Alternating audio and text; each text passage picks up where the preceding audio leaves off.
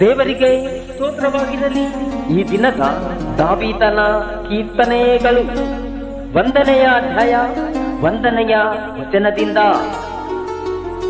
ಯಾವನು ದುಷ್ಟರ ಆಲೋಚನೆಯಂತೆ ನಡೆಯದೆ, ಪಾಪಾತ್ಮರ ಮಾರ್ಗದಲ್ಲಿ ನಿಂತುಕೊಳ್ಳದೆ, ಧರ್ಮನಿಂದೆಕೋರರೊಡನೆ ಕೂತುಕೊಳ್ಳದೆ, ಯೆಹೋವನ ಧರ್ಮಶಾಸ್ತ್ರದಲ್ಲಿ ಆನಂದ ಪಡುವವನಾಗಿ ಅದನ್ನೇ ಹಗಲಿರುಳು ಧ್ಯಾನಿಸುತ್ತಿರುವನೋ ಅವನು ಎಷ್ಟೋ ಧನ್ಯನು. ಆಮೆನ್.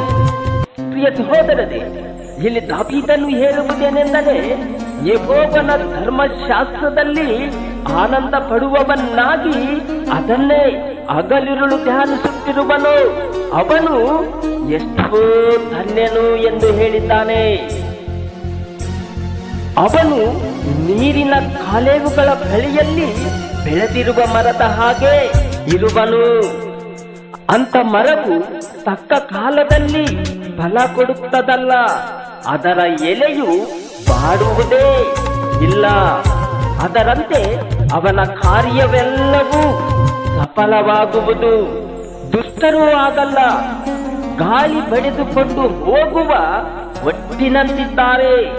ಅದಾದ್ದರಿಂದ ದುಷ್ಟರು ನ್ಯಾಯ ವಿಚಾರಣೆಯಲ್ಲಿಯೂ ಪಾಪಾತ್ಮರ ನೀತಿವಂತರ ಸಭೆಯಲ್ಲಿಯೂ ನಿಲ್ಲುವುದಿಲ್ಲ.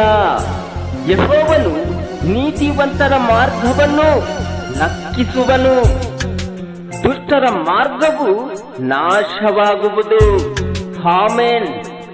ದೇವರು ಈ ಕೀರ್ತನೆಗಳನ್ನು ಆಶೀರ್ವದಿಸಲಿ. ಆಮೆನ್.